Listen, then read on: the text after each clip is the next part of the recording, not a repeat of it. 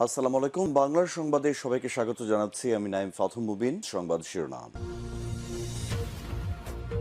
বাংলাদেশের সর্বশেষ গুরুত্বপূর্ণ আপডেট সংবাদ আপনাকে স্বাগত। শুরুতেই সংবাদ শিরোনাম, পরে বিস্তারিত।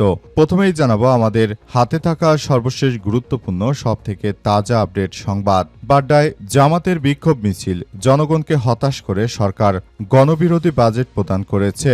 জাতীয় সংসদে 2026-27 অর্থ বছরের জন্য ঘোষিত বাজেটকে গণবিরোধী এবং শোষণের হাতিয়ার বলে উল্লেখ করেছে বাংলাদেশ জামাত ইসলাম ঢাকা মহানগর উত্তরের সহকারী সেক্রেটারি নাজিম উদ্দিন মোল্লা। তিনি জানিয়েছেন যে উত্তর বাড্ডার ওভারব্রিজের নিচে বাংলাদেশ জামাত ইসলাম ঢাকা মহানগর উত্তর আয়োজিত সরকার ঘোষিত বাজেট প্রত্যাখ্যান করে এক তাৎক্ষণিক প্রতিক্রিয়ায় বিক্ষোভপূর্ব সমাবেশে তিনি বক্তৃতায় এসব কথা জানান। এরপর জানাবো ইতিহাসের সবথেকে বড় ঘাটতি ও বাস্তবতা বিবর্জিত বাজেট, বলল এনসিপি। জাতীয় নাগরিক পার্টি এনসিপি জানিয়েছে যে বিএনপি যেভাবে জনগণের রক্তচোষণ শুরু করেছে, এই ধরনের বাজেট দিয়ে জনগণের কল্যাণ তো থাক দূরের কথা, দেশের পরিস্থিতিতে আরও অনেক বেশি বাংলাদেশে ঋণের পরিমাণ বেড়ে যাবে। এর ফলে দ্রব্যমূল্যের দাম বৃদ্ধি পাবে। সরকার যে বাজেট করেছে চানাচুরের মতো, খেলে পেট ভরবে কিন্তু কোনো পুষ্টিগুণ নেই। এদিকে বাজেট নিয়ে এবি পার্টির বিবৃতি, ঘাটতি এবং ঋণ নির্ভর বাজেট অর্থনীতিকে আরও ঝুঁকির মুখে ঠেলে দেবে। বর্তমান বিএনপি সরকার যে ধরনের ভয়াবহ এক বাজেট ঘোষণা করেছে, এই বাজেট কখনো দেশের মানুষের কোনো কল্যাণে কাজ তো করবেই না, বরং এই বাজেট দেশের জনগণের উপর আরও মরার উপর খড়ার ঘা হিসেবে আবির্ভূত হবে। তিনি জানিয়েছেন যে এই বাজেট কখনোই এদেশের জনগণের কল্যাণে কোনো কাজে আসবে না। ঋণ নির্ভর এ বাজেট জনগণের গলার কাটা হিসেবে দাঁড়িয়েছে। এই বাজেটকে অবশ্যই বাতিল করে দেশের জনগণের চাহিদা মতো সম্পূর্ণ তাদের অর্থনৈতিক অবস্থা নিরূপণ করে মানুষের কল্যাণকামী বাজেট ঘোষণা করতে হবে। জানাবো ছিনতাইকারী ধরতে গিয়ে ছুরিকাঘাতে আহত 2 পুলিশ সদস্য, আটক 2। রাজধানীর শেরেবাংলা নগরে জিয়া উদ্যান এলাকায় ছিনতাইকারীদের ছুরিকাঘাতে 2 পুলিশ সদস্য গুরুতর আহত হয়েছে। জানা গেছে, সারা দেশ জুড়ে বিএনপি ক্ষমতা আসার পর থেকে চাঁদাবাজি, রাহাজানি এমন কোনো সন্ত্রাসী কার্যক্রম নেই যেটি আসলে বাড়েনি। তাদের এই অত্যাচারের কারণে দেশের মানুষ খুবই অতিষ্ঠ হয়ে গেছে। বিশেষ করে বিএনপির নেতৃত্ববৃন্দের কারণে এই ধরনের চাঁদাবাজদের সৃষ্টি হয়েছে বলে বিভিন্ন গণমাধ্যম থেকেই জানা যাচ্ছে।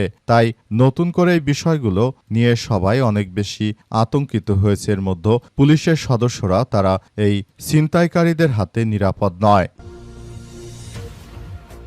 এবং সর্বশেষ জানাবো, 8 দিন হাসপাতালের লাইসেন্স বাতিল করা কোনোভাবেই সমুচিত হয়নি বলে মন্তব্য করেছেন বাংলাদেশ জামাত ইসলামের আমির ডাক্তার শফিকুর রহমান। বাংলাদেশ জামাত ইসলামের আমির ডাক্তার শফিকুর রহমান জানিয়েছেন যে বাংলাদেশে যে ধরনের কার্যক্রম চলছে তাতে আমরা বলতে পারি যে বর্তমান বাংলাদেশে আসলে 8 দিন হাসপাতাল নিয়ে তারা রাজনৈতিকভাবে জামাত ইসলামকে ঘায়েল করার চেষ্টা করছে। 8 দিন হাসপাতালের মতো এমন একটি গুরুত্বপূর্ণ হাসপাতালে লাইসেন্স বাতিল করা ঠিক হয়নি। লাইসেন্স পুনর্বিবেচনার আহ্বান জানিয়েছে জামাতের আমির। প্রিয় দর্শক, এতক্ষণ শুনছিলেন সংবাদ শিরোনাম, এবারে বিস্তারিত।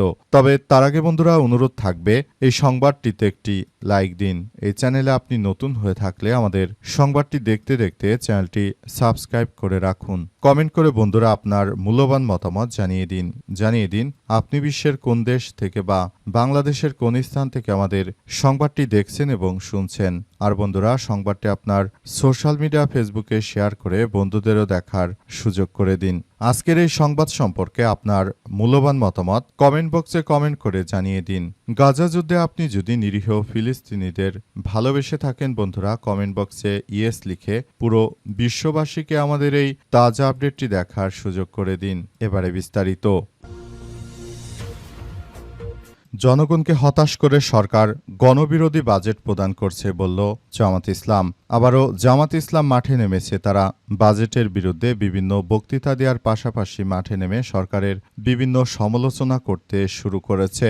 বাড্ডায় জামাত ইসলাম বিক্ষোভ মিছিল করেছে এবং জানিয়েছে যে ধরনের নৈতিক বিবর্জিত যে বাজেট বিএনপি আসলে দেশের জনগণকে উপহার দিতে চায়, এই ধরনের বাজেট কখনোই জনকল্যাণে কোনো কাজে আসবে না। সেখানে আরও জানানো হয়েছে যে এই ধরনের বাজেট বাংলাদেশটাকে আরও ক্ষতির মুখে নিয়ে যাবে, কারণ বাংলাদেশের মানুষের যে পরিমাণ আয় তেমন বাজেট ঘোষণা করতে হবে, কিন্তু তারা আসলে এমন এমন বাজেট ঘোষণা করেছে যে বাজেট কখনোই বাংলাদেশের জনগণকে স্বস্তি দেবে না, বরং তাদের উপর আরও ট্যাক্স বাড়ানো হচ্ছে। বিভিন্ন সেক্টর ও খাতে তারা এই ট্যাক্স ব্যবহার করে মূলত যে ধরনের সন্ত্রাসী কার্যক্রম বিএনপি শুরু করেছে, এই ধরনের কার্যক্রম জামাত ইসলাম কখনোই মেনে নেবে না বলে জামাতের পক্ষ থেকে নিশ্চিত করা হয়েছে। আরও বলা হয়েছে, বাংলাদেশ জামাত ইসলাম সবসময় কিন্তু বাংলাদেশটাকে সুন্দরভাবে গড়ে তুলতে চায়, কিন্তু তারা আসলে যেটা শুরু করেছে এটি কোনোভাবেই গ্রহণযোগ্য হতে পারে না।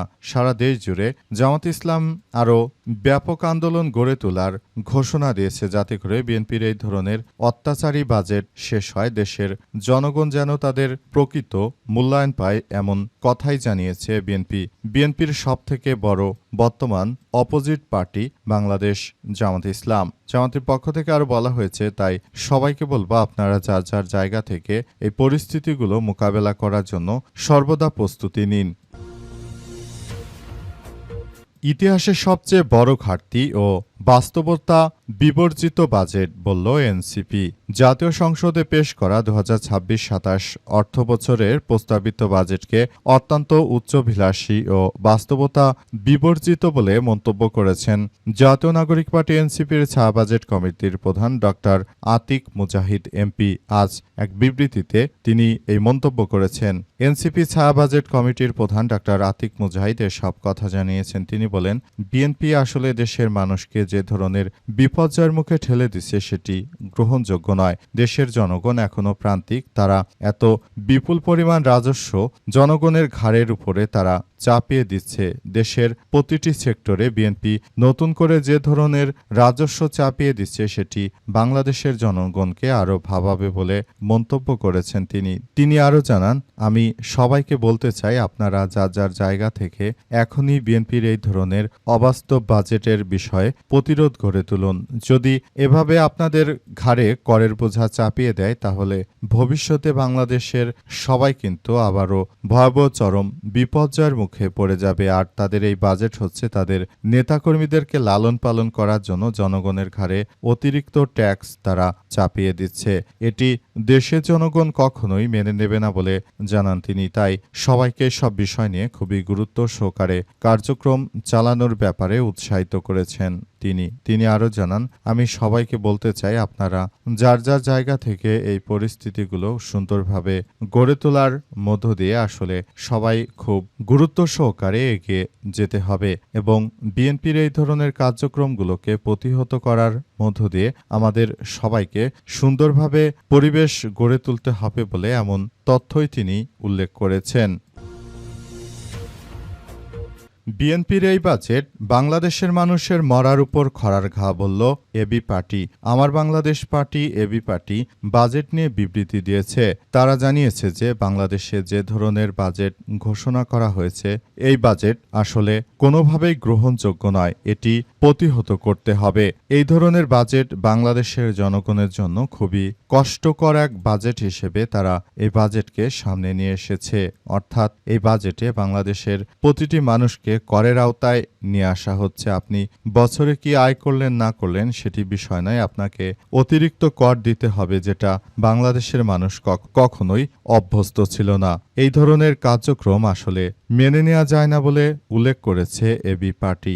আমার বাংলাদেশ পার্টি এবি পার্টির পক্ষ থেকে আরও বলা হয়েছে যে বিএনপির আসলে এই মুহূর্তে মাথা খারাপ হয়ে গেছে, তা না হলে তারা এই ধরনের বাজেট নিয়ে জনগণের সঙ্গে আর তামাশা করত না বলে দেশের জনগণ তাদের এই ধরনের বাজেট ঘৃণা ভরে প্রত্যাখ্যান করে কখনোই তাদের এই বাজেট বাস্তবায়িত হবে না বলে উল্লেখ করা হয়েছে।